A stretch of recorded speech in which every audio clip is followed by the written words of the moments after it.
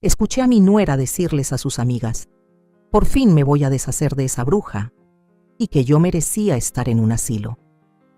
Pero cuando se leyó el testamento, fue ella quien tuvo que empacar sus cosas, a la funeraria. Olía a lirios y a dolor. Me paré junto al ataúd de Santiago, con la mano temblando al acariciar su mejilla helada por última vez. Mi único hijo, mi niño hermoso. ¿Cómo podía estar pasando esto? A mis 68 años, jamás imaginé que sobreviviría a mi hijo. Ningún padre debería vivir algo así. El cáncer se lo llevó tan rápido. 3 meses entre el diagnóstico y su partida. No fue suficiente tiempo para decir todo lo que debía decirse. No fue suficiente para prepararme a un mundo sin él. Me alegra que estés aquí. Acompáñame hasta el final de esta historia y dime desde qué ciudad me lees. Quiero ver hasta dónde ha llegado mi historia. Señora Navarro, ¿quiere sentarse? La voz del encargado del funeral fue suave, acostumbrada a consolar al doliente. Asentí sin decir palabra, dejándome guiar hasta la primera fila de sillas. La gente se acercaba, murmurando condolencias que apenas podía oír por el estruendo hennido de Senton en mis oídos. Aceptaba sus abrazos y apretones de manos como si fuera una marioneta, cumpliendo con lo que se espera de alguien en duelo. Nada parecía real. ¿Cómo podía seguir girando el mundo si Santiago ya no estaba? Silvia, mi nuera desde hace 15 años, estaba sentada a mi lado, impecable con su vestido negro perfectamente planchado. Su maquillaje intacto, a pesar de las lágrimas que de vez en cuando secaba con un pañuelo bordado. Había sido la novia de Santiago desde la universidad. Yo la recibí en nuestra familia con los brazos abiertos. La quise como a la hija que nunca tuve. Necesito un poco de aire, susurró, apretando mi mano antes de levantarse con gracia y caminar hacia el fondo de la sala. La vi alejarse, preguntándome cómo haríamos para apoyarnos mutuamente después de esto. Santiago era nuestro puente, lo que nos unía. ¿Qué seríamos ahora? Unos minutos más tarde, tuve que ir al baño. La artritis me estaba molestando y necesitaba tomar mi medicina. Caminé despacio por el pasillo, apoyándome en mi bastón. Al acercarme a un rincón donde solían reunirse los fumadores, oí la voz de Silvia, extrañamente alegre y aliviada. Dios, pensé que este día no se acabaría nunca. Tanta gente viniendo a decirme cuánto lo sienten, preguntándome qué pueden hacer. Soltó un suspiro exagerado, como si necesitara sus guisos y su lástima, dijo una mujer riéndose bajo. Lo menos ya casi termina. ¿Y ahora qué sigue? Ahora por fin recupero mi vida. La voz de Silvia se volvió dura. Y por fin voy a deshacerme de esa vieja bruja. Me quedé congelada, el corazón tambaleándose en mi pecho. No podía estar hablando de... ¿Dolores?, preguntó otra mujer. Por supuesto que Dolores. La voz de Silvia estaba cargada de desprecio. Santiago insistió en que viviera con nosotros después de que Rogelio muriera. No tiene a dónde ir, Liz. Está completamente sola, Liz. Pues ahora Santiago ya no está y no tengo que fingir más. ¿Qué vamos a hacer con ella? Hay un asilo bastante decente en las afueras del pueblo. Silvia se rió. Un sonido que siempre me pareció melodioso, pero que ahora me pareció cruel. Ya casi tiene 70. Ahí es donde debería estar desde el principio. ¿Y crees que va a pelear? La primera mujer otra vez. ¿Con qué medios? La casa está a mi nombre. Santiago y yo nos aseguramos de eso cuando murió su papá. Ella nos firmó todo, ¿te acuerdas? Le dijimos que era para evitar trámites legales. La voz de Silvia bajó a un susurro burlón. La vieja ni siquiera se da cuenta de que Santiago me dejó todo a mí. En una semana va a estar haciendo sus maletas. Apreté mi bastón con tanta fuerza que los nudillos se me pusieron blancos. Me olvidé del baño. Me alejé sin hacer ruido. Todo mi cuerpo temblaba. ¿Cómo pude ser tan ingenua? Todos estos años creí que Silvia me quería, que éramos familia.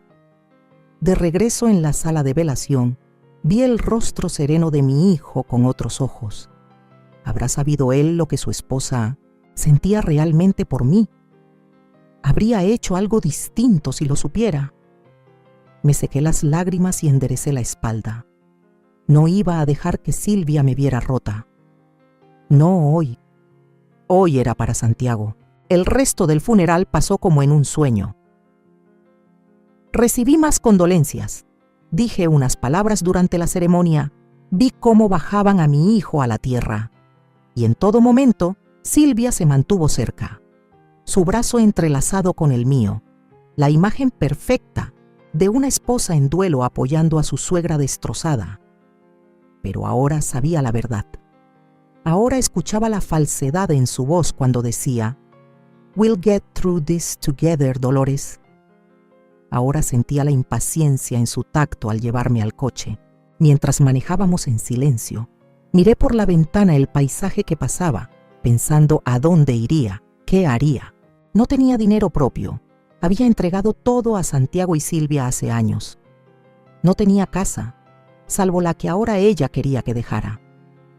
Pero había algo que Silvia no sabía. Algo que Santiago me dijo en una de nuestras últimas conversaciones privadas cuando ella estaba ocupada con los arreglos del hospicio. "Mom", me susurró con voz débil pero ojos claros. "I need to tell you something important about my will". Volteé a ver el perfil de Silvia al volante, su rostro sereno y frío.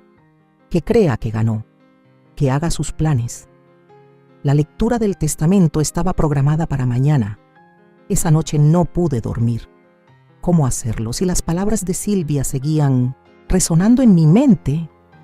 "That old shrew. Finally get rid of her. The nursing home is where she belongs anyway". Acostada en el cuarto de invitados, que nunca fue realmente mío a pesar de vivir aquí 5 años, los recuerdos me inundaban como oleadas, cada uno más doloroso que el anterior ahora que los veía con esta nueva perspectiva de traición. Recordé el día en que murió Rogelio, hace 8 años. Mi esposo, durante 40 años, se fue de repente por un infarto. Santiago y Silvia llegaron de inmediato, ayudaron con los arreglos del funeral, me acompañaron durante esas primeras noches horribles. Fue Silvia quien sugirió que vendiera mi casa y me mudara con ellos. "Mom, it makes no sense for you to rattle around in that big house all alone". Santiago había dicho, con el brazo alrededor de su esposa, "We have plenty of room, and we could use the money from the sale to invest for your future". Silvia había agregado, "So you never have to worry about finances". En ese momento todo parecía tan razonable, tan lleno de cariño. Vendí la casa que Rogelio y yo habíamos construido juntos, el hogar donde creció Santiago. Les di el dinero a Santiago y Silvia, $287,000 para invertir. Nunca vi un estado de cuenta, nunca pregunté a dónde fue el dinero. Confiaba en ellos totalmente. Me levanté de la cama y caminé hacia la ventana, mirando el jardín elegante con su alberca y los jardines diseñados por profesionales. El enganche de esta casa salió de mi dinero. La remodelación que añadió la alberca y la cocina exterior también fue con mi dinero, pero la casa estaba a nombre de ellos. Igual que la cabaña en las montañas que habíamos comprado con Lomé, último del seguro de vida de Rogelio. Para efectos fiscales, explicó Silvia, así es más sencillo. Nunca lo cuestioné, porque lo haría. Eran familia. Caminé hacia la cómoda y abrí el cajón de abajo, de donde saqué el viejo álbum de fotos que guardaba ahí. Fotos de Santiago de bebé, de niño, en su adolescencia desgarbada, en su graduación universitaria, Santiago y Silvia el día de su boda. Me detuve en una imagen de todos nosotros en la fiesta del 10º aniversario de Santiago y Silvia. Silvia estaba un poco separada. Su sonrisa no alcanzaba sus ojos. Habían estado ahí las señales desde el principio. También había otros recuerdos, momentos pequeños que en su momento no vi como señales. La impaciencia de Silvia cuando tardaba en subir o bajar del coche por mi artritis. Su suspiro cuando le pedí ayuda con la tecnología. Cómo organizaba reuniones familiares justo cuando tenía mi club de cartas. y luego fingía desilusión cuando prefería cumplir con mis amigas. «¿Sabes lo importante que es la familia para Santiago?», decía, haciéndome sentir culpable por tener una vida fuera de ellos. Y estaban mis nietos, Mateo, de 13, y María, de 10, a quienes amaba con todo el corazón. Silvia siempre había manejado mi tiempo con ellos, limitando las visitas, supervisando cada interacción como si no confiara en mí a solas con ellos. «Tienen su rutina», explicaba. «Demasiada emoción no les hace bien». Acepté todo. Eso, agradecida de al menos ser parte de sus vidas. Qué tonta fui. Al amanecer, tuve otra revelación inquietante. En los últimos meses, mientras el cáncer de Santiago avanzaba, Silvia andaba inusualmente ocupada, saliendo seguido y dejándome a cargo de Santiago mientras atendía supuestos asuntos urgentes. Había empezado a vestirse diferente también. Ropa más a la moda, un corte nuevo, maquillaje discreto incluso para ir al súper. En ese entonces, pensé que era su forma de aferrarse a la normalidad ante la enfermedad de Santiago. Ahora me preguntaba si había alguien más. Recordé un mensaje de texto que vi en su celular hace 2 semanas, cuando me pidió que buscara su cargador, un mensaje de alguien llamado Esteban. «No puedo esperar para verte otra vez. La última vez fue increíble». Me convencí de que debía ser un colega. Silvia trabajaba en bienes raíces, siempre haciendo conexiones, pero ahora todo encajaba. Sus viajes de trabajo que se alargaban hasta el fin de semana, las llamadas en voz baja tras puertas cerradas, la ropa nueva, el maquillaje sutil. Había estado teniendo una aventura mientras mi hijo moría. La furia que sentí no se parecía a nada que hubiera sentido antes. ¿Cómo se atrevía? ¿Cómo podía traicionar así a mi hijo? Pensar en desecharme y seguramente quedarse con todo por lo que habíamos luchado para empezar una nueva vida con otro. Aún estaba sentada, abrazando el álbum de fotos, cuando escuché un golpecito suave en la puerta. «Abuelita, ¿estás despierta?» Era Mateo, mi nieto. «Mamá dice que salimos para la oficina del abogado en 1 hora». Respiré hondo, me recompuse y abrí la puerta. Mateo se parecía tanto a Santiago a esa edad. Los mismos ojos serios, el mismo remolino en el pelo. «Gracias, cariño». «¿Ya? Casi estoy lista». Dudó un momento y luego se acercó y me abrazó con fuerza. «Extraño a papá», susurró. «Lo sé, amor. Yo también lo extraño». Por encima del hombro de Mateo, vi a Silvia aparecer en el pasillo. Sonrió, esa sonrisa falsa como de azúcar, y dijo: «No entretengas mucho a la abuela, Mateo. Tiene que alistarse». Sus ojos se encontraron con los míos, fríos y calculadores. «Hoy es un día importante». «Sí», pensé mientras cerraba la puerta para vestirme. Hoy es, sin duda, un día importante. El día en que Silvia descubrirá que sus planes no saldrán exactamente como esperaba. Porque durante una de nuestras últimas conversaciones privadas, cuando Santiago estaba lúcido y Silvia no estaba, me apretó la mano con una fuerza sorprendente. «Mamá», me dijo, «he estado observando y escuchando. He visto cosas. He aprendido cosas. Quiero que sepas que ya hice los arreglos». En ese momento no lo entendí, pero ahora empezaba a entenderlo. El despacho de abogados Ramiro y Asociados ocupaba todo el último piso de un edificio modesto. En el centro, al entrar a la sala de juntas, me apoyaba pesadamente en mi bastón, con el peso del duelo y la ansiedad volviendo cada paso un esfuerzo. Silvia iba adelante, con la espalda recta y sus tacones de diseñador resonando con seguridad sobre el piso de madera. Vestía como para una junta de negocios, no para la lectura del testamento de su esposo, con un conjunto negro que hablaba de eficiencia más que de luto. Mateo y María venían detrás de nosotros, extrañamente callados. Extendí la mano para tocar el hombro de María y ella se acercó más a mí. Al menos todavía buscaban consuelo en mí, a pesar de lo que Silvia pudiera haberles dicho. «El señor Ramiro», abogado de Santiago durante la última década, nos recibió con la solemnidad apropiada. Era un hombre delgado, con gafas de montura metálica y el cabello gris ralo, pero su apretón de manos fue firme mientras nos guiaba a nuestros asientos. «Gracias por venir». Comenzó a acomodar unos papeles frente a él. «Sé que este es un momento difícil». Santiago fue muy preciso con sus deseos, y es mi deber asegurarme de que se cumplan tal como los dejó. Silvia asintió, con una expresión seria pero serena. Debajo de la mesa, noté que sus dedos tamborileaban con impaciencia sobre su muslo. Antes de comenzar formalmente, debo mencionar que Santiago hizo cambios a su testamento hace aproximadamente 6 semanas, dijo el señor Ramiro.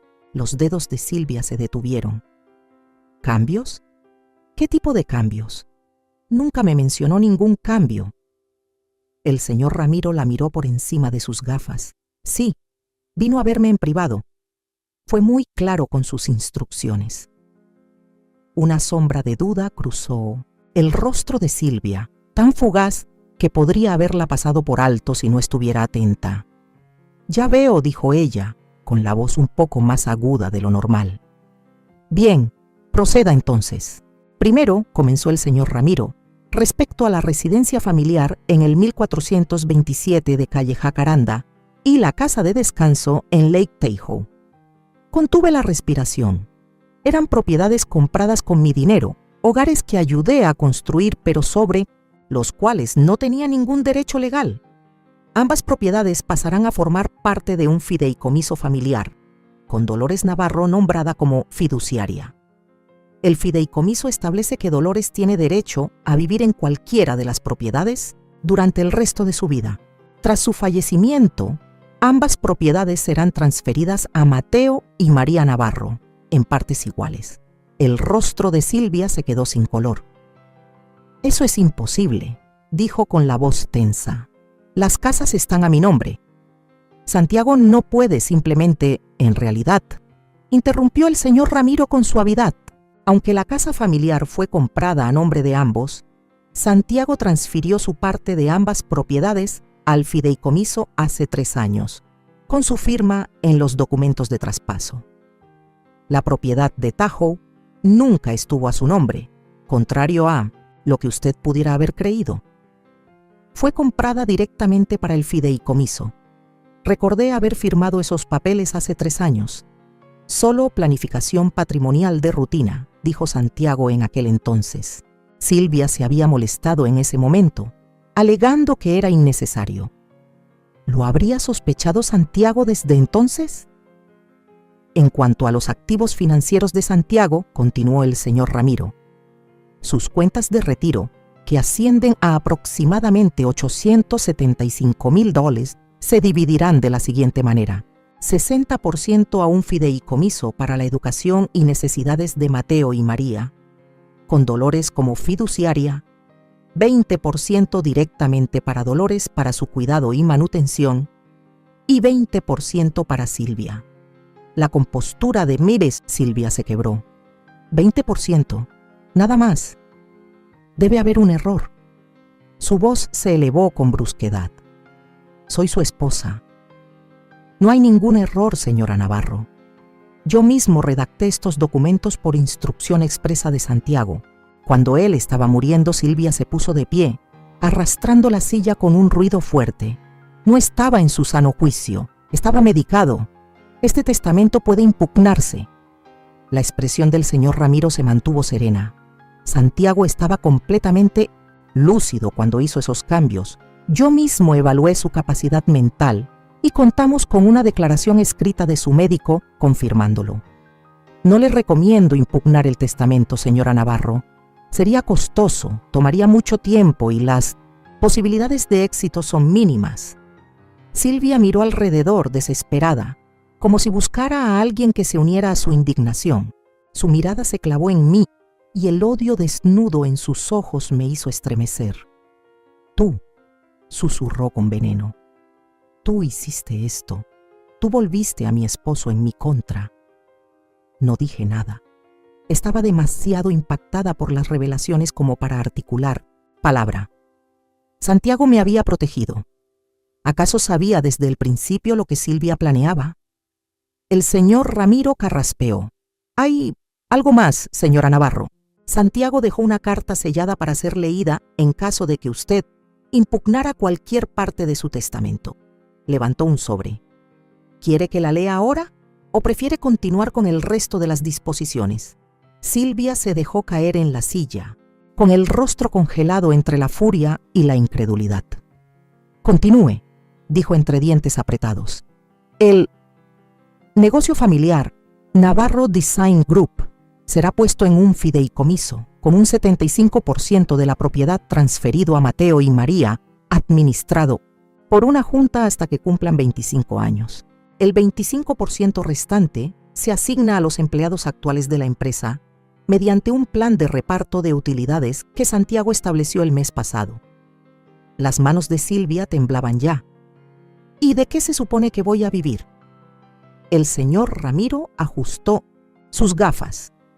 Además de su parte en las cuentas de retiro, Santiago estableció una asignación mensual de $3,000 para usted, por un periodo de 5 años o hasta que se vuelva a casar, lo que ocurra primero. ¿Casarme de nuevo? La risa de Silvia sonó hueca. «Acabo de perder a mi esposo». «Así es», dijo el señor Ramiro. Su tono era neutro, pero sus ojos hablaban con conocimiento. Por eso me pareció interesante su mención específica al volver a casarse. Los días después de la lectura del testamento fueron como vivir en el ojo de un huracán. Silvia caminaba por la casa con la furia contenida, cerrando puertas de golpe y hablándome solo cuando no tenía otra opción, y cuando lo hacía, su voz goteaba veneno. «Esto no se ha terminado», dijo la primera noche acorralándome en la cocina. Santiago fue manipulado. No estaba en su sano juicio.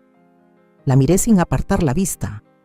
Santiago estaba protegiendo a su familia, a sus hijos y a su madre, como debía ser. Su risa fue cruel. «¿Familia? ¿Tú crees que esto es por la familia?» «¿Familia? Esto es por dinero, Dolores. Mi dinero. La vida que construí con Santiago y que tú estás tratando de robar». «Nunca le pedí a Santiago que cambiara su testamento», dije en voz baja. «Ni siquiera sabía que lo había hecho hasta ayer». «Mentirosa». Se acercó más, su dedo apuntando al aire, apenas a centímetros de mi cara. «¿Jugaste la carta de la viejita? Indefensa. Lo hiciste sentir culpable. Pues no te vas a salir con la tuya. Voy a impugnar el testamento». Y así lo hizo. 3 días después, me llegaron los papeles legales. Silvia había contratado a Rubén Castillejos, un abogado de alto perfil, conocido por sus tácticas agresivas en casos de divorcio y herencias. La demanda alegaba que Santiago había sido indebidamente influenciado y no tenía capacidad testamentaria cuando hizo los cambios en su testamento. Llamé a Beatriz Salazar, mi amiga más antigua y una jueza retirada, llorando. «Beatriz, no tengo dinero para abogados. Todo lo que tenía lo invertí en esas casas».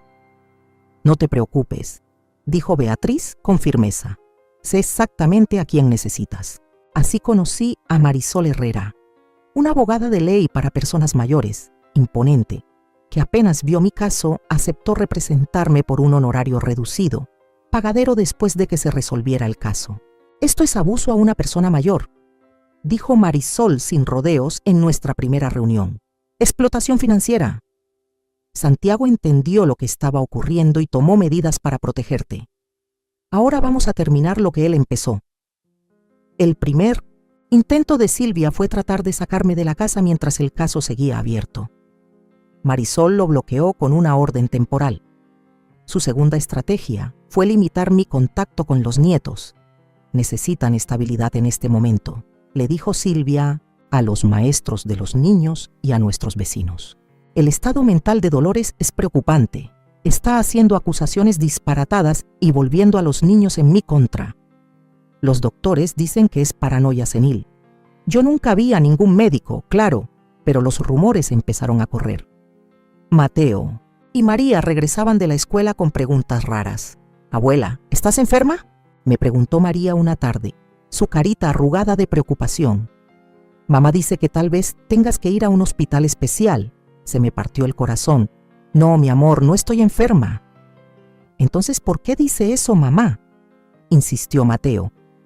A sus 13 años ya captaba la tensión en el aire y no le cuadraban las contradicciones. Elegí mis palabras con cuidado. Tu mamá y yo pensamos diferente sobre lo que debe pasar ahora que tu papá ya no está, pero los dos los queremos muchísimo. Justo en ese momento entró Silvia. Sus ojos se afilaron al vernos juntos. Niños, váyanse a hacer la tarea, ordenó. Cuando se fueron con desgano, se volvió hacia mí. No les metas ideas con tu versión de los hechos. No les he dicho nada, respondí. Bufó con desdén. Recuérdalo bien, no importa lo que diga ese testamento, yo soy su madre.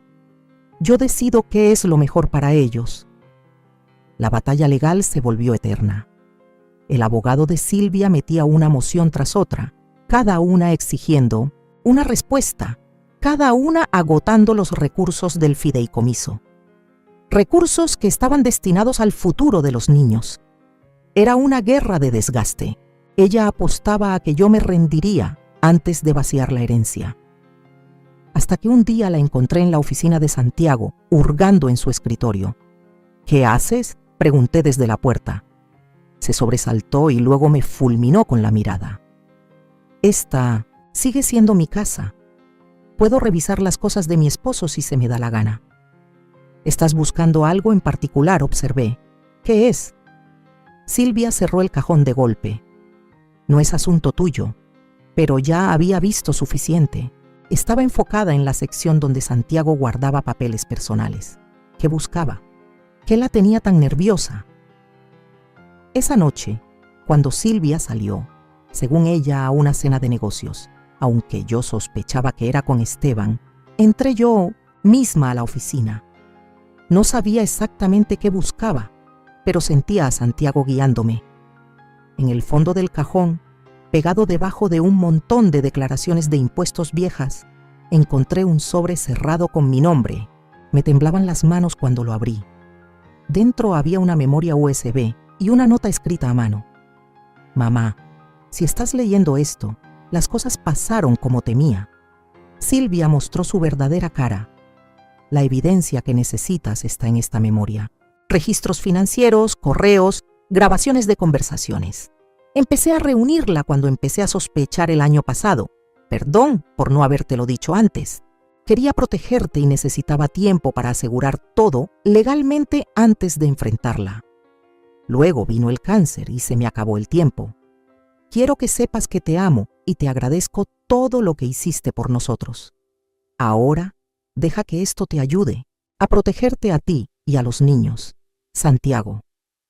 Con las manos aún temblorosas, conecté la memoria a mi laptop. Lo que encontré me dejó sin aliento. Docenas de documentos ordenados con precisión, registros financieros mostrando cómo Silvia fue vaciando poco a poco las cuentas conjuntas hacia una cuenta privada a su nombre. Correos entre Silvia y su amante Esteban. De hace 2 años, hablando de sus planes para cuando Santiago ya no estuviera. Lo más condenatorio eran las grabaciones, legales en nuestro estado, sin consentimiento de ambas partes, donde Silvia hablaba explícitamente sobre meterme a un asilo en contra de mi voluntad y vender todos los bienes familiares. Una vez que la vieja quede encerrada y Santiago se haya ido, vendemos todo y nos mudamos a Arizona como planeamos, decía claramente la voz de Silvia en una de las grabaciones. Nadie va a sospechar. Luego fue el turno de Rubén Castillejos para interrogarme. Su sonrisa no alcanzaba sus ojos mientras se acercaba. Señora Navarro, ¿no es cierto que usted dependía económicamente de su hijo? Sí, respondí con sinceridad. Después de que mi esposo falleció, entregué a Santiago y Silvia el dinero de la venta de nuestra casa. Y ahora que él ya no está, usted podría quedarse con bienes significativos que, de otro modo, serían para su esposa. Conveniente, ¿verdad? Marian objetó de inmediato. Argumentativo, su señoría. Procede la objeción, dijo la jueza Collins. Señor Green, limítese a hacer preguntas, no insinuaciones. Green cambió de táctica. Señora Navarro, ¿alguna vez le han diagnosticado demencia o problemas de memoria? No, dije con firmeza. Sin embargo, afirma que no sabía de los cambios que su hijo hizo en su testamento hasta después de su muerte. ¿No es posible que esté confundiendo las conversaciones que tuvo con él durante su enfermedad? Lo miré directo a los ojos. Tengo la memoria perfectamente clara, señor Green. Santiago me dijo que había hecho arreglos, pero no me compartió los detalles. Quería protegerme de este tipo de confrontación. El interrogatorio siguió.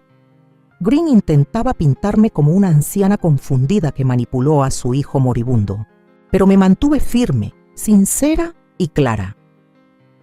Después de que bajé del estrado, Marian llamó a su testigo sorpresa, Esteban Medina. Silvia soltó un jadeo audible cuando un hombre alto de cabello claro y alrededor de los 30 y tantos entró a la sala. Evitó mirarla mientras prestaba juramento. «Señor Medina», comenzó Marian, «¿podría describir su relación con Silvia Navarro?» Esteban se movió incómodo. «Hemos estado involucrados desde hace unos 2 años». «¿Involucrados cómo exactamente?» «Romántica, íntimamente». Tragó saliva con dificultad. «Nos conocimos en una conferencia inmobiliaria. Me dijo que su matrimonio ya estaba terminado, que solo seguía allí hasta... ¿Hasta qué, señor Medina?» «Hasta que su esposo muriera», dijo en voz baja. «Dijo que era cuestión de tiempo y que entonces podríamos estar juntos abiertamente». El rostro de Silvia se torció de rabia. «¡Traidor!», escupió, lo suficientemente fuerte para que todos la oyeran. La jueza Collins golpeó con el mazo. «Señora Navarro, contrólese o la haré retirar». Marian continuó con calma, haciendo que Esteban confirmara la existencia de correos electrónicos y grabaciones, sus planes de mudarse a Arizona y las intenciones de Silvia respecto a mí y a los bienes familiares. Para cuando Rubén Castillejos inició su contrainterrogatorio, el daño ya estaba hecho. El testimonio de Esteban había respaldado todo lo que estaba en la memoria USB de Santiago. Desde el fondo de la sala podía ver el rostro de Mateo, pálido, en shock, con los ojos llenos de lágrimas al enterarse de la verdad sobre su madre. Se me rompía el alma por él, aunque sabía que necesitaba saberlo. Al concluir la audiencia, la jueza Collins anunció que revisaría toda la evidencia, en privado, y emitiría su fallo la semana siguiente, pero su expresión al mirar a Silvia me dijo todo lo que necesitaba saber. Santiago había ganado. Incluso desde el más allá, había protegido a su familia. Han pasado 2 años desde ese día en la corte. 2 años de sanar, de reconstruir, de encontrar una nueva normalidad sin Santiago. El dolor de perderlo nunca desaparece por completo, pero se ha suavizado en los bordes, dejando espacio para que la alegría vuelva a asomarse. La jueza Collins falló rotundamente a nuestro favor, desestimando la petición de Silvia para impugnar el testamento y validando cada disposición final de Santiago. Silvia estaba furiosa, por supuesto. Gritó, amenazó con más acciones legales, pero su abogado le aconsejó no seguir. La evidencia era demasiado aplastante, la jueza demasiado convencida. Al final, Silvia no tuvo otra opción que aceptar el fallo. Tomó su 20% de los fondos de retiro, casi $175,000, y se mudó a Phoenix con Esteban. Lo último que supe es que ya habían terminado. Algunas relaciones, al parecer, no sobreviven más allá del encanto del secreto y los planes prohibidos. Se dio la custodia de los niños sin mucho esfuerzo, sorprendiendo a todos menos a mí. Yo había visto cómo era con ellos, cumplidora pero distante, más preocupada por las apariencias que por sus necesidades emocionales.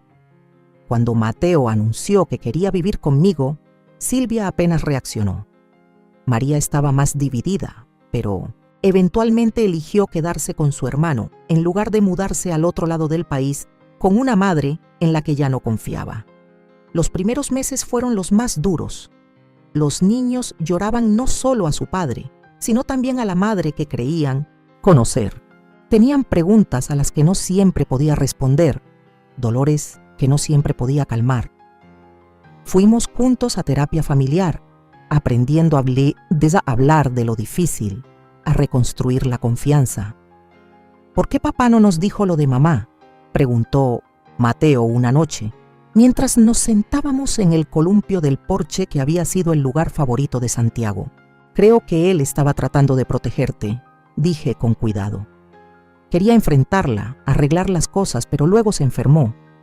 Después de eso, su prioridad fue asegurarse de que tú estuvieras bien. Nos salvó, dijo Mateo con sencillez. A ti también te salvó, abuela. Asentí, con los ojos llenos de lágrimas. Sí, lo hizo. Ahora vivimos en la casa familiar, los tres juntos. Yo estoy en la recámara principal, algo que Silvia peleó con uñas y dientes, aunque estaba claramente indicado en el testamento de Santiago. La redecoré a mi manera, quitando los muebles caros que Silvia había escogido y poniendo cosas cómodas, que se sienten como yo. Navarro Design Group sigue prosperando bajo la junta directiva que Santiago formó. Me consultan seguido, valoran lo que opino y se aseguran de que los niños estén al tanto del negocio que un día será suyo. He aprendido más sobre arquitectura y diseño en estos 2 años de lo que imaginé que aprendería a mi edad. María, que ahora tiene 12 años, muestra un talento natural para el diseño. Pasa horas dibujando edificios y espacios interiores, enseñándome con orgullo sus ideas. A papá le habría encantado dice seguido, y yo siempre estoy de acuerdo. Santiago vive en su creatividad, en la forma en que Mateo piensa, en 1000 detalles chiquitos que me toman por sorpresa y me sacan una sonrisa entre lágrimas. Mateo, con 16 años, se ha vuelto alto y serio como su papá. Ya habla de estudiar negocios y arquitectura en la universidad, de tomar las riendas de la empresa algún día. Quiero que papá se sienta orgulloso, me dijo hace poco. Ya lo haces, le respondí. Todos los días. Usamos mucho la cabaña en Tahoe. Pasamos ahí las fiestas y semanas del verano, creando nuevas tradiciones sin olvidar las viejas. La Navidad pasada invitamos a Beatriz y a su familia. La casa se llenó de risas y calidez. A Santiago le habría encantado. Silvia llama a los niños en sus cumpleaños y en días festivos, con una voz forzada que suena falsa.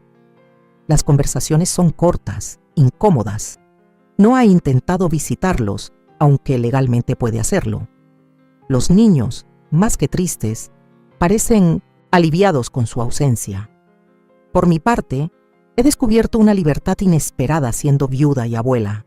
Me uní a un club de lectura.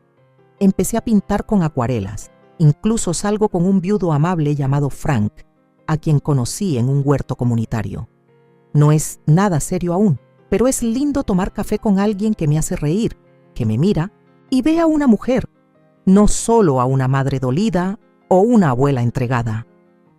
A veces deseo que Santiago pudiera vernos ahora, ver cómo hemos sanado, cómo nos hicimos más fuertes a través del dolor. Pero luego pienso que tal vez sí puede, tal vez siempre supo que estaríamos bien, que lo que dejó previsto nos daría no solo seguridad económica, sino también la oportunidad de ser una verdadera familia, unida por amor y decisión, no por compromiso.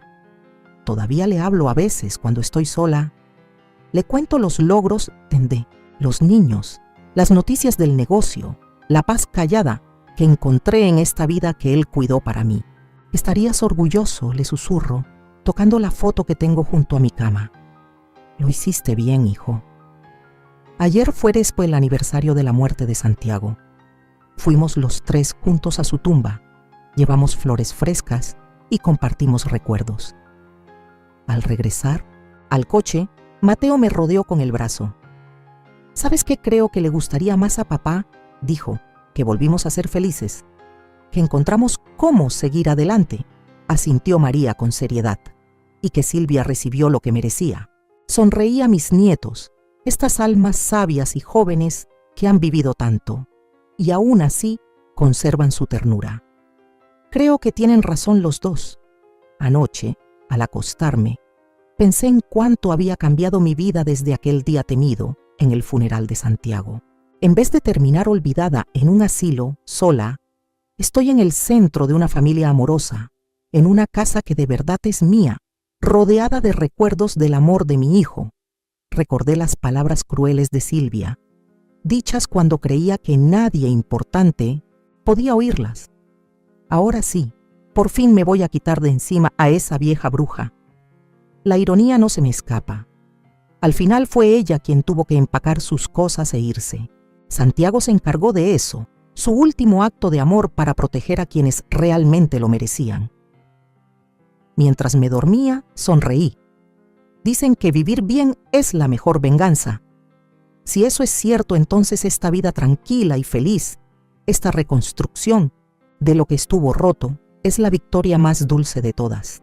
Desde el día en que Silvia empacó su ropa de diseñador y se marchó con su nuevo amante a una ciudad que no la recordaría ni la juzgaría, algo dentro de mí comenzó a despertar. Al principio fue un murmullo, pequeño, casi imperceptible, como si una parte de mí, olvidada durante años en el rincón más oscuro de la casa, estirara lentamente los huesos, bostezando después de un largo sueño. Durante mucho tiempo viví como una sombra en mi propia historia. Primero fui hija, luego esposa, después madre y finalmente abuela. Todos esos roles los desempeñé con amor, con entrega, con una devoción que rozaba la desaparición personal. Me adapté, me moldeé, me volví útil, pero con Santiago ausente y Silvia fuera del cuadro, por primera vez me pregunté, ¿quién soy yo cuando no estoy cuidando a nadie? Tenía 70 años cuando me hice esa pregunta por primera vez. 7 décadas de vida y nunca se me había ocurrido que podía tener una respuesta distinta a soy la madre de Santiago, la esposa de Rogelio, la abuela de Mateo y María. Ahora, frente al espejo de la recámara que redecoré con mis colores suaves y mis telas favoritas, me miré a los ojos y dije en voz alta, soy Dolores. Así empezó todo. No fue un cambio repentino ni escandaloso. No me teñí el cabello de azul ni me tatué mariposas en los tobillos. Fue algo más íntimo, más profundo, una serie de decisiones pequeñas que sumadas me devolvieron a mí misma. La primera fue inscribirme a una clase de pintura los martes por la tarde en el centro cultural del pueblo. Al principio me sentía ridícula, rodeada de mujeres más jóvenes que hablaban de técnicas de acuarela y de sus cuentas de Instagram. Pero pronto me di cuenta de que nadie me juzgaba. Más aún, algunas se acercaban a mirar mis trazos con curiosidad sincera. Tu uso del color transmite mucha emoción, me dijo una muchacha de 20 y tantos, con el cabello rosa y el corazón abierto. Yo reí sonrojada, pues será porque tengo muchas emociones guardadas. La clase de pintura se volvió un ritual, un espacio sagrado. Con cada pincelada, con cada papel mojado en tonos azules y ocres, iba lavando la tristeza vieja, como quien enjuaga un vestido guardado por años en un closet húmedo. Me reencontré con mis manos, con mi ritmo, con mi voz. Después vinieron otras cosas. Volví a escribir, historias cortas, recuerdos, cartas que nunca enviaría.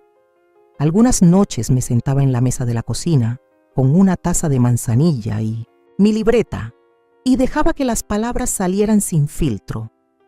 Recordaba a Rogelio en su primer día como maestro, a Santiago corriendo por el jardín con una capa roja de superhéroe, a mi madre tejiendo mientras cantaba boleros. Era como coser retazos de mi vida y formar una manta que, aunque vieja, seguía abrigando. Un día Mateo entró y me encontró escribiendo. ¿Qué haces, abuela? Estoy escribiendo historias, cosas que pasaron, cosas que siento. Se acercó y hojeó con cuidado. ¿Puedo leer una? Claro. Eligió una titulada, La última carta que no envié. La leyó en silencio y al terminar tenía los ojos brillantes. Esto es muy bueno, abuela, Deberías publicarlo. Me reí pensando que era solo una ternura de su parte, pero él no lo dejó ahí.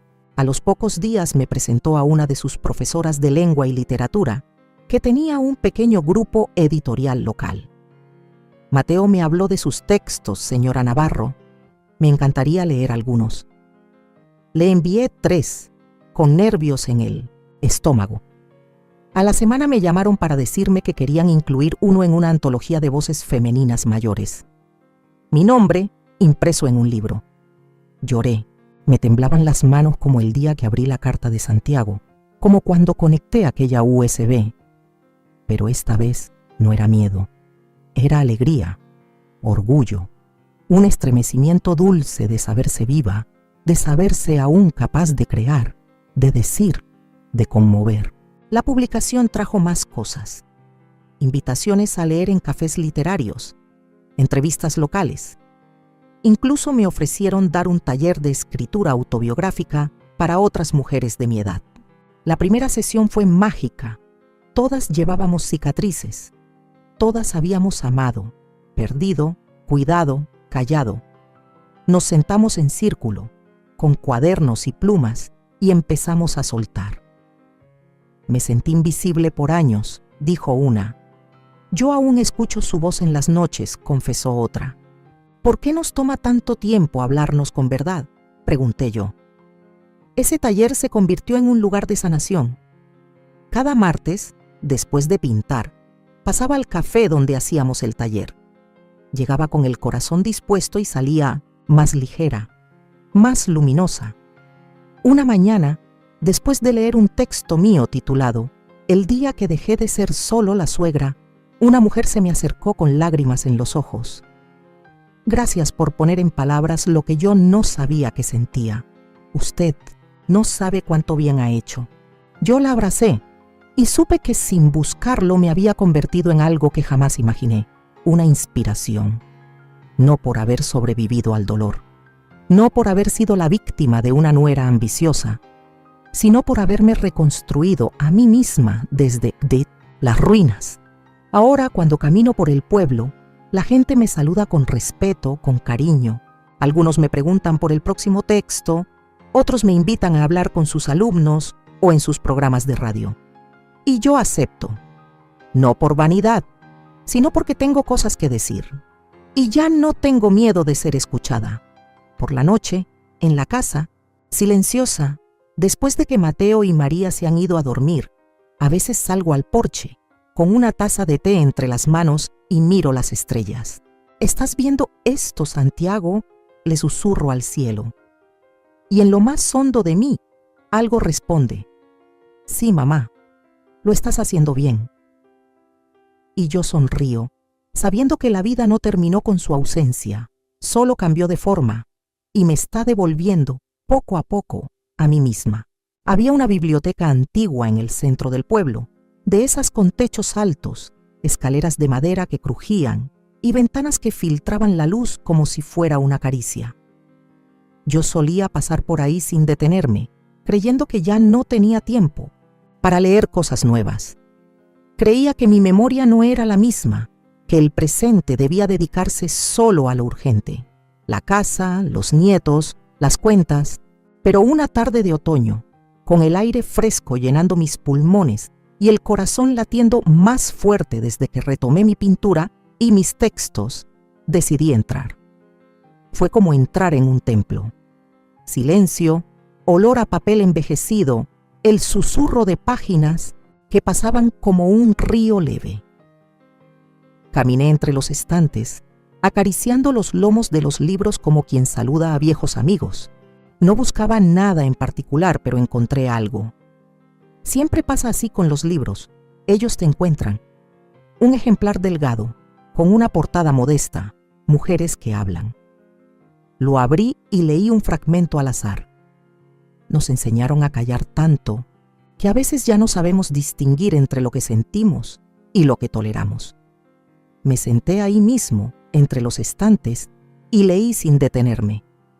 Al terminar, supe que necesitaba más de eso, de voces como la mía, de relatos que no pidieran disculpas por ser intensos, por ser reales, por haber dolido. Me acerqué al mostrador para preguntar si tenía más libros de la misma autora. La bibliotecaria me miró con una sonrisa. Dolores Navarro, ¿verdad? Leí su cuento en la antología. ¡Qué hermoso! Aquí lo tenemos. Y me entregó otros 2 libros y con ellos un lazo nuevo con esa comunidad que creí ajena. Las semanas siguientes se llenaron de encuentros inesperados. Me invitaron a formar parte del Consejo del Centro Cultural, donde ahora participaba en decisiones sobre talleres, eventos y exposiciones.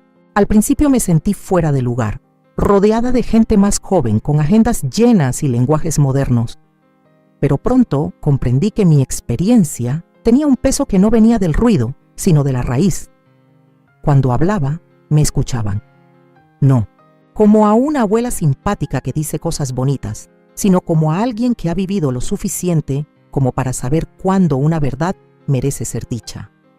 Con el taller de escritura floreciendo, los chicos creciendo sanos y fuertes, y mi voz siendo escuchada, empecé a notar algo nuevo, la mirada de los demás, miradas que antes pasaban por encima de mí como si fuera parte del mobiliario de la casa. Ahora me detenían en la calle para hablarme de arte, de libros, de maternidad, de vida, mujeres jóvenes que me decían, ojalá mi mamá hablara como usted. Hombres mayores que se sentaban a tomar café conmigo después de las reuniones, solo para oírme contar cómo era enamorarse en los años 60. Una mañana, después de una charla sobre literatura femenina en la que participé como invitada, una señora se acercó y me dijo, Dolores, usted no tiene idea de la esperanza que da. Pensé que a mi edad ya era tarde para todo, pero verla a usted tan viva, tan clara, me dan ganas de volver a empezar. Y esa frase se me quedó. Volver a empezar. Empecé a escribir más. Historias de mujeres invisibles, de amores que no llegaron a tiempo, de hijos que salvaron a sus madres sin saberlo. Las noches se me iban frente al teclado, como si cada palabra que salía de mí borrara otra cicatriz que ya no necesitaba cargar. Mandé un manuscrito completo a la editorial que publicó mi cuento y un mes después me respondieron. Querían publicarlo. Mi primer libro. A mis 71 años. Nunca es tarde para una voz que sabe decir lo que importa, decía el correo de aceptación. Me invitaron a presentarlo en la feria del libro de la ciudad vecina. Mateo y María insistieron en acompañarme. Me ayudaron a elegir qué ponerme. María me peinó el cabello y me dijo, «Pareces escritora famosa, abuela». Mateo me tomó una foto y la subió a sus redes con la frase, «Mi abuela es más cool que la tuya». Esa noche, frente a un público que incluía rostros desconocidos, pero atentos, leí en voz alta un fragmento de mi libro. Cuando el silencio deja de protegernos y empieza a matarnos, entonces es hora de gritar. Al terminar hubo un aplauso que me hizo temblar las manos. No por nervios, sino por gratitud. Había vivido años creyendo que el mundo ya no tenía lugar para mí, y ahora el mundo se abría como un escenario. Después de la lectura, se me acercó un hombre. Tenía el cabello blanco, las manos manchadas de sol y olor a tierra húmeda. «Dolores», dijo con voz suave, «tu historia me recordó a mi hermana. Ella también fue borrada por años, pero tú nos la trajiste de vuelta». Le sonreí y hablamos un rato. Se llamaba Andrés. Era jardinero y escultor. Me regaló una pequeña figura de madera tallada, una mujer con las manos abiertas al cielo. «Así te vi al escucharte», dijo. «Esa figura está ahora en mi escritorio. Cada mañana la toco antes de sentarme a escribir. Es un recordatorio de que incluso después de tanto dolor, uno puede abrir las manos y recibir lo que la vida aún tiene para ofrecer». Una noche, después de una larga jornada de trabajo y un paseo por el jardín, me senté en la sala con una copa de vino. María estaba acostada con un libro. Mateo estudiaba para un examen. La casa estaba tranquila. La paz era real. Y pensé, estoy exactamente donde quiero estar. Ya no tenía miedo de estar sola, porque ya no estaba vacía, porque ahora, finalmente, me habitaba a mí misma. No sé cuándo dejé de temerle al futuro. Supongo que fue en algún punto entre aquella primera pincelada insegura y el instante en que firmé la primera copia de mi libro para una joven lectora que lloraba al decirme: «Me diste permiso de sentir todo lo que callé». Habían pasado más de 2 años desde el día del funeral, desde que vi el rostro frío de mi hijo, desde que escuché a Silvia llamarme bruja entre risas, desde que me sentí como una carga, una sombra, un obstáculo que debía desaparecer, y ahora, sentada en el jardín trasero, con una taza de café entre las manos, mirando a Mateo y María preparar una pequeña fogata para asar malvaviscos, me preguntaba cómo algo tan quebrado había logrado recomponerse en algo tan entero. Ese jardín, una vez diseñado por paisajistas pagados con el dinero de Rogelio, ahora era mi espacio de sanación.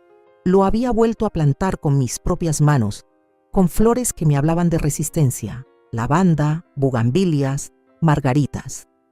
Plantas que no piden permiso para florecer. Mateo me llamó desde la terraza. «Abuela, ven, María quiere que leas uno de tus cuentos». Sonreí, porque ya no me llamaban solo para cocinar, limpiar o ayudar con la tarea. Me llamaban por lo que soy. Dolores, escritora, abuela, mujer con una voz. Me senté con ellos bajo las estrellas. Leí un texto titulado «La mujer que volvió a caminar sin miedo». Era sobre mí, claro, disfrazada en otro nombre, en otra ciudad, pero ellos sabían. Me miraban con ojos que brillaban, no solo de admiración, sino de amor limpio. Y ahí, con el fuego crepitando y el aire fresco del anochecer, me llegó la respuesta que tanto había buscado. Sobrevivir es un acto de valentía, pero vivir plenamente es el verdadero triunfo. Durante mucho tiempo me pregunté por qué Santiago no me lo dijo todo desde el principio. ¿Por qué esperó? ¿Por qué dejó cosas sin explicar? Pero ahora lo entiendo. Él sabía que yo tenía que descubrir mi fuerza por mí misma, que si me daba todas las respuestas, me estaría robando la oportunidad de encontrar mi voz. Su última decisión fue un acto de fe. Confió en que yo sabría qué hacer con la verdad cuando llegara. La verdad es eso, llega cuando debe, y duele, pero también libera. A veces me preguntan en los talleres qué haría si pudiera volver atrás, si podría cambiar algo, y siempre respondo lo mismo. No cambiaría nada, salvo haber creído antes en mi valor. Porque incluso el dolor fue maestro, incluso la traición me enseñó a ver con claridad. He aprendido que no hay edad para empezar de nuevo, que uno puede florecer a los 70, a los 80, o incluso en el último año de miedo de su vida, que la voz que callaste por décadas puede salir un día y sacudir el mundo. Y está bien, porque nunca es tarde para regresar a ti misma. Hoy soy más fuerte que nunca, no por todo lo que perdí, sino por todo lo que elegí reconstruir. Aprendí a poner límites, a decir no, a cuidarme sin sentirme egoísta. Aprendí que la familia verdadera no se define por la sangre, sino por la lealtad. Que hay hijos que no nacen de ti, pero te salvan la vida. Que hay nietos que te devuelven la esperanza solo con un abrazo silencioso. También aprendí que el rencor es un veneno lento. Que perdonar, aunque no signifique olvidar, es una forma de soltar las cadenas del alma. No odio a Silvia. A veces pienso en ella y siento una tristeza profunda. No por lo que me hizo, sino por todo lo que perdió por elegir el poder sobre el amor. Y si alguien allá afuera se encuentra en una situación como la que viví, quiero decirle algo desde lo más hondo de mi corazón. No estás sola. No creas que ya es tarde. No pienses que tu vida ya se decidió sin ti. Puedes alzarte, puedes hablar, puedes decir hasta aquí. Y cuando lo hagas descubrirás que tenías alas escondidas en el pecho. Si tú, la que me lee desde otra ciudad, Desde otra historia fueras yo, ¿qué harías? ¿Callarías para mantener la paz falsa? ¿Te resignarías a vivir en el rincón de una casa que ayudaste a construir? ¿O te levantarías con toda tu verdad, aunque tiemblen las rodillas, y reclamarías tu lugar en el mundo? Yo elegí hablar, elegí escribir, elegí pintar, elegí amar sin permiso y sin miedo, elegí mi vida, y tú también puedes hacerlo. Ahora que los años avanzan, me doy cuenta de que el verdadero legado no son las propiedades, ni el dinero, ni los títulos. Es lo que dejamos en el corazón de quienes tocamos. Es la historia que escribimos con nuestra existencia. Es la forma en que miramos al mundo incluso después del dolor. Mi historia, con todos sus giros, sus sombras, sus victorias, ha llegado a muchas partes. Me han escrito mujeres de otros países, abuelas que se redescubrieron artistas, madres que, por fin dijeron ya basta. Me leen desde Monterrey, Guadalajara, Tijuana, Buenos Aires, Madrid, Chicago. Y yo, desde mi jardín en este pueblo pequeño, les respondo con la misma frase: tu vida todavía está empezando. Y sí, ahora sé que vivir bien no solo es la mejor venganza, es también la mejor gratitud. A mi hijo, a mí misma, a cada mujer que, como yo, decidió que la edad no es excusa para vivir en silencio.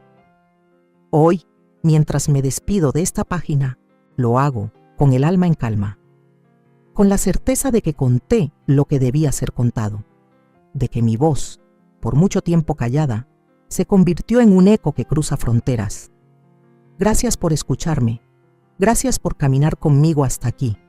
Si alguna vez te sientes perdida, recuerda esto: nunca es tarde para volver a ti misma y empezar de nuevo.